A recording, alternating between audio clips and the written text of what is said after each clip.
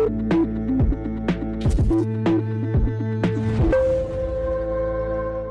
मैं हूं सोनाली और आप देख रहे हैं लाइव भारत टाइम्स न्यूज। चलिए बढ़ते हैं आज की खबर की ओर। गदरपुर मटकोटा मार्ग पर एक और बड़ा हादसा। ट्रक ने बाइक सवार 60 वर्षीय बुजुर्ग को कुचला। आपको बता दें कि गदरपुर मटकोटा मार्ग पर आए दिन मार्ग दुर्घटना से मौत होने का सिलसिला थमने का नाम नहीं ले रहा है। बीती शाम की घटना है। तेज गति से आई ट्रक ने 60 वर्षीय बाइक सवार बुजुर्ग को जोरदार टक्कर मार दी, जिससे वे गंभीर रूप से घायल हो गया और देर रात उपचार के दौरान उसकी मौत हो गई।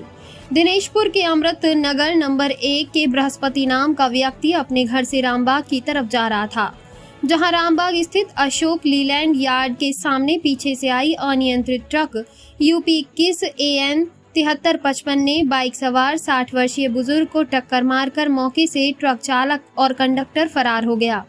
जिसके बाद स्थानीय लोगों ने कुछ दूरी से ट्रक चालक और कंडक्टर को पकड़ लिया और पुलिस को सुपुर्द कर दिया। जिसके बाद मौके पर पहुंची दिनेशपुर पुलिस ने घायल को 108 की मदद से रुद्रपुर जिला अस्पताल रेफर कर दिया है। देर रात को रुद्रपुर से हायर सेंटर राजकीय सुशीला तिवारी अस्पताल हल्द्वानी रेफर कर दिया गया, जहां इलाज के दौरान बुजुर्ग की मौत हो गई। इस खूनी सड़क को लेकर क्षेत्रीय विधायक अरविंद पांडे ने कहा है कि इस सड़क का प्रस्ताव बनाकर केंद्र सरकार को भेज दिया है और वहां स्वयं नितिन गडकरी से मिलने वाले हैं। जल्द इस सड़क का क्या कब कर दिया जाएगा। वहीं आम आदमी पार्टी के जिलाध्यक्ष सुभाष व्यापारी ने कहा है कि गदरपुर मटकोटा मार्ग इन 10 सालों में करीब 40 लोगों की मौत हो गई है। यहाँ खूनी सड़क बनकर रह गया है। सबसे पहले जो अचानक एक्सीडेंट से जो मौत हुई है श्री बृहस्पति जी, मैं अपनी संवेदना प्रकट करता हूँ और परिवार के लिए एक बहुत बड़ा संकट का समय है। मैं भगवान से प्रार्थना करूँगा कि इस परिवार का मालिक बृहस्पति जी उनके समाप्त होने के बाद, देहांत होने के पश्चात, भगवान उनके परिवार को हिम्मत दे, इस कष्ट से निकले ये लोग। हमारी संवेदना उनके साथ है। रही बात सड़क की गौतम जी, तो आपको पता है कि देखो कहीं 1-8 किलोमीटर की सड़क हो, स्टेट फंड से बनना हो तो इस कब का ये हो गया होता। इसको हमने CRF के माध्यम से इसका प्रस्ताव सेंटर को भिजवा दिया है। निश्चित ही आचार संहिता लागू होने के बाद, नई गवर्नमेंट बनने के बाद, मंत्रिमंडल दोबारा बनने के पश्चात थोड़ा ये टाइम लग गया। तो मैं जो भी है, मैं यहाँ का क्षेत्रीय विधायक हूँ और ये सब डेवलपमेंट ये मेरी जिम्मेवारी है, हम इसे नहीं भाग सकते। लेकिन अब ज़िंदगी मौत तो भगवान के हाथ में है। मैं इसमें कुछ भी कहना ठीक नहीं है, लेकिन परिवार के लिए बहुत बड़ा कष्ट का समय है। मैं भगवान से प्रार्थना करूँगा कि उनके परिवार को हिम्मत दें और सड़क को यथाशीघ्र CRF में इसके कई महीने पहले हम लोगों ने प्रस्ताव भिजवा दिया है, सेंटर में है और मैं बहुत जल्दी जाने वाला हूँ गडकरी जी से मिलने के लिए। कि निश्चित ही ऐसी घटनाएं घटेंगी तो हम लोगों पे भी कहीं ना कहीं प्रश्न चिन्ह उठता है, सरकार पे भी प्रश्न चिन्ह उठता है कि इतने बड़े बड़े काम होते ये काम क्यों नहीं हो रहा है।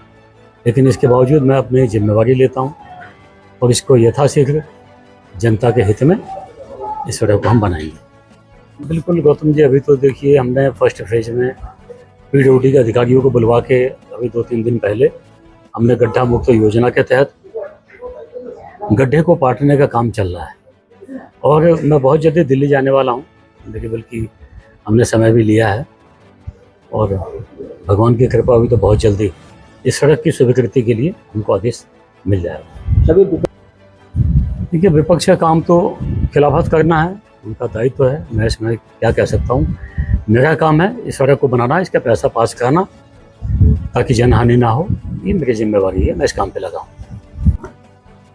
सबसे पहले तो ये बहुत ही दुखद घटना है और इससे पूर्व कुछ दिन पहले भी ऐसी ही एक दुर्घटना हुई और जिसमें एक नौजवान की मौत हो गई। तो ये बहुत ही दुखद है।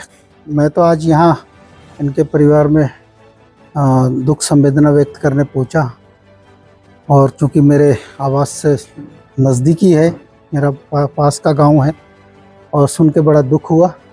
कल शाम को ये घटना हुई और सबसे पहले तो मुझे इस परिवार के प्रति मेरी गहरी संवेदना व्यक्त करता हूँ जहाँ तक सड़क का विषय है, इसको लेकर 2023 में हम लोगों ने कई दिनों तक धरना प्रदर्शन किया और उस समय भी उसके बाद लिपापोती वाले बयान आए, ये सड़क का चौड़ीकरण होगा, इसका पुनर्निर्माण होगा और इस तरह की बातें कह के, लिपापोती वाली बातें कह के जो है मामला को शांत कर दिया।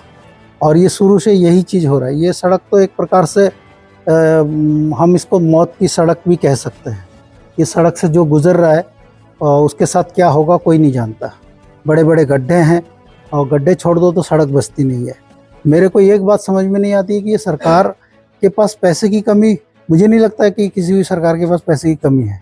सिर्फ काम करने की इच्छा शक्ति होनी चाहिए, जनता के प्रति संवेदना होनी चाहिए। अब यहाँ इस दिनेशपुर गदरपुर क्षेत्र के सभी युवा नौजवान सिडकुल में जाते हैं, रुद्रपुर में जाते हैं, गदरपुर जाते हैं और ये मुख्य मार्ग है। सिडकुल की गाड़ियाँ भी इसी रोड से निकलती हैं और इस पे सरकार को ध्यान देना चाहिए। इसमें तो हैरानी की बात यह है कि 2 विधायक हैं, उनका विधानसभा क्षेत्र पड़ता है। रुद्रपुर विधायक का भी विधानसभा क्षेत्र पड़ता है और गदरपुर विधायक के भी विधानसभा क्षेत्र पड़ता है और दोनों विधायक इस मामले में मौन है। जब भी कोई घटना होती है लिपापोती वाले बयान दे देते हैं और जनता को गुमराह करते हैं। तो ये चीज़ें बिल्कुल ठीक नहीं है, जनता स्वीकार नहीं करेगी। जनता में बहुत आक्रोश है क्योंकि लोगों की जानें जा रही हैं, परिवार से जो है किसी व्यक्ति का चला जाना और इस तरह की सड़क की वजह से, तो ये बहुत दुखद है और सरकार को इस पर ध्यान देना चाहिए। और मेरे को ये नहीं समझ में आता है कि सरकार का काम क्या है। सरकार का काम है लोगों की जनहित में जो समस्याएं हैं उसको दूर करना, और सरकार अगर इस पर ध्यान नहीं दे रहा तो सरकार किस काम के। तो मैं आपके माध्यम से मैं उत्तराखंड सरकार को कहना चाहता हूँ, क्षेत्रीय विधायक जी को भी कहना चाहता हूँ कि आप इस चीज़ का संज्ञान लें और इस सड़क का पुनर्निर्माण जितना जल्दी हो सके कराएं ताकि लोगों की जानें बच सके।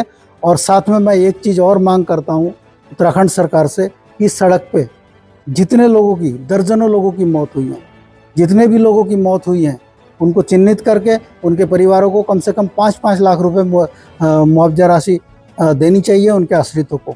और साथ में सड़क के पुनर्निर्माण जितना जल्दी हो सके ये सरकार करे।